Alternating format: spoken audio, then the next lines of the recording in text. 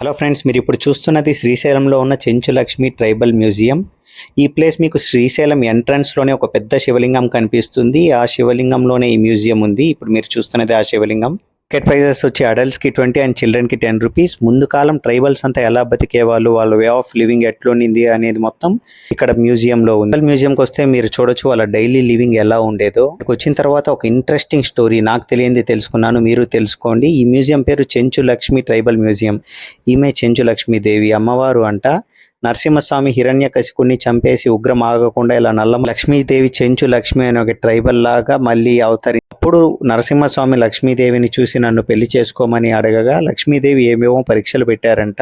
అలా నరసింహస్వామిని శాంతపరిచారంట. లింగం ఆకారంలో ఉన్న మ్యూజియం లోపల అసలు ఏముందంటే ముందు కాలం ఎవరెవరు ఏ పనులు చేసేవాళ్ళు, ఏ జాతి వాళ్ళు ఏ పని చేసేవాళ్ళు అనేది అద్భుతంగా బొమ్మల రూపంలో చూపించారు. ఎవరైనా చూసిండకపోతే ఈసారి తప్పకుండా చూడండి.